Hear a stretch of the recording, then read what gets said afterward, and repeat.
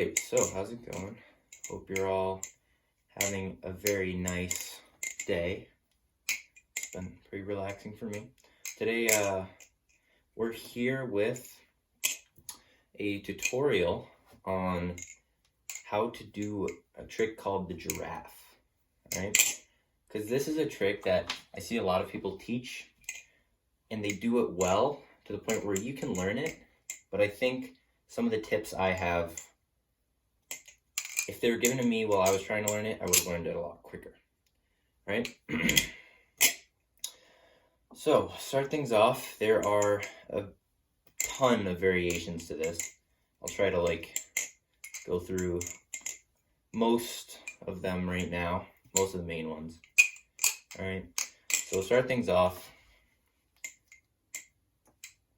I missed it. My hands are cold. It's just outside. All right, that's variation 1.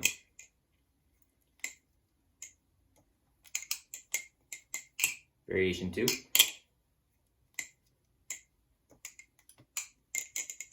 Variation 3. I think those are the main ones. I mean, you can also go to just no, those are the main ones, all right? So it's either scissor to middle finger roll to ring chaplain, or scissor to middle finger roll to this is index chaplain, right? Or it's scissor to middle finger roll to chatter. Those are the main ones I see. Just hit my wall. That's not good. All right. So we'll go through those in that order. In the order of, I think, difficulty. So the easiest is going to be that ring finger one. Just because I think it's the most comfortable as you're doing it. Even if it's much harder to do a ring finger chaplain than it is to do an index chaplain. All right. So the difference in my method for this, as opposed to other people's, is that when I do this, I've had a lot of people ask me for individual help with this trick, and the method that I offer is what I call the clock method. I don't know if it's just me that does this or if it's a very common thing, but for the sake of this video, shift you over a little bit. Just have you stuck to the back of a chair. We're gonna think of this wall behind me as a clock. All right, up high is 12. 3, 6, 9. All right, and I'm gonna frequently reference this. So I would just do your best to imagine that there actually is a clock there. All right. So start things off. When you're doing this trick, the way I usually get into it when I'm practicing it is start with it closed, holding the bite handle side, whether it's a trainer or a live blade. You're going to want to do this. All right, bite handle side. I usually just do index roll to thumb roll, and then you get in this position, which is very nice. Scissor toss. All right, try to keep my head out of this. I don't like my face on video. All right, so roll. That one, there are a million tutorials on that, so I'll just let you look at something else for that. But roll, and then you're here. All right, you're gonna toss it up just like a regular scissor. That's a toss. You want to get one full rotation. Imagine this hand's not here. All right, one full rotation before catching it back on the same handle you tossed in this grip. Good pinch. A lot of scissor tutorials out there too. So this one's going to be focused mostly on just the actual giraffe part. But that's the scissor, right? That's what you want. Now, an important part for the giraffe is when you land your scissor, you want to keep that momentum a little bit. Right? You toss, and you want to catch this as this other handle is swinging back. All right? So by doing that, you can get a clean motion. All right, for the actual giraffe part, roll, roll, scissor, and then when you catch your scissor, I want you to be catching it right about that 9, right there, all right? At about 9. And then from 9, you're gonna roll up. Whoa, what am I doing?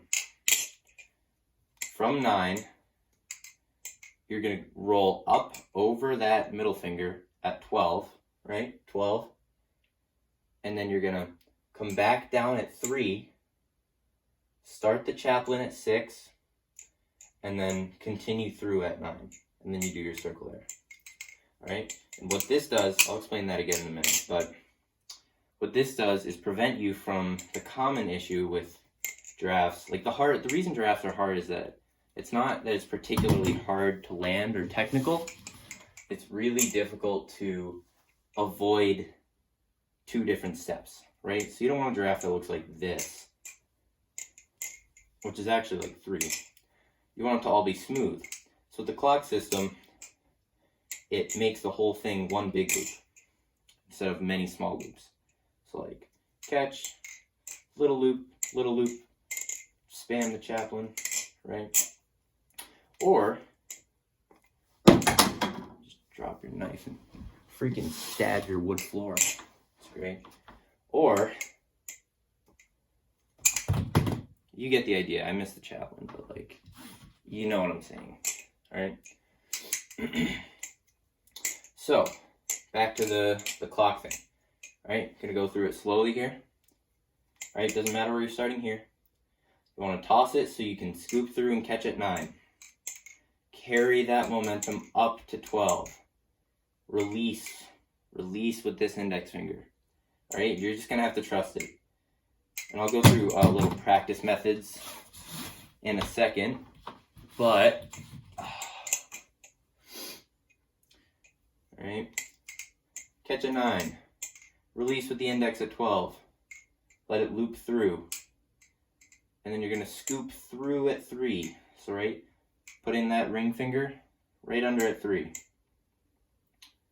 All right, try to do it close to the wall. And then you start looping the chaplain up and removing that middle finger at 6. Right, just like that. So loop through, started at 6, then continue up at 9, and then you just chaplain. Okay.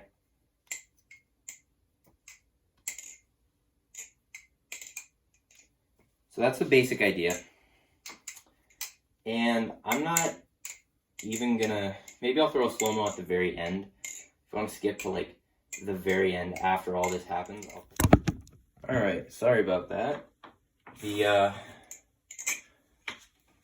phone storage ran out. No phone storage. All right, like I was saying, I'll add a slow-mo at the end if you want to look at that. But if you really just keep that idea in mind, you should be able to get it. It just takes practice. All right, other variations. Scoop around the middle at 12. Down at 3, but then actually like in between 3 and 6, you're gonna have to do this transfer thing to get to your index finger, and then you start looping at like 9. All right, scoop, whoop, and then instead of just landing and then removing this finger to get there, you're actually gonna go around, get to this grip, release with the ring, and then up at 9. And then for the chatter, it's very similar to the other one, right? You go around here, get to this grip, loop up at 9, and start to do your chatter, right? That was bad chatter.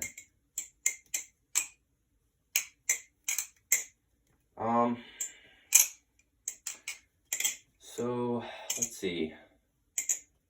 Drills to help you practice this and really get it down. I would recommend, for the whole process, I'd recommend just practicing this a lot of times. You can loop it, index, thumb, index, thumb.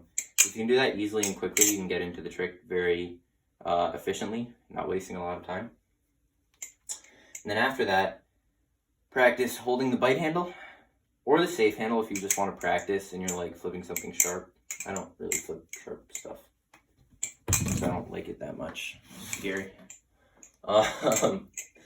But you toss it up and then just practice that catch and swing up and get this motion, right? So catch and swing up. You don't even have to practice release. Catch and swing up, but I released on accident. I didn't even release, my hand just slipped. All right. Okay. From there, I would practice going from this grip just into that and then into the chaplain. For that one, you just want to make sure that you're starting up at that 12 spot so that you can loop it down and get into this properly. But that part just takes some practice. You'll get the hang of it.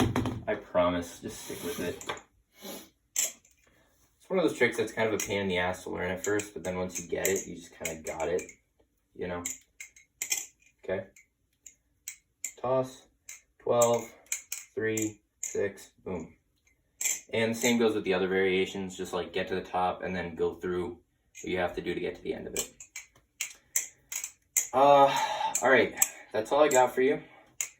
If you have any questions, just let me know in the comments. I'll be happy to answer anything you have.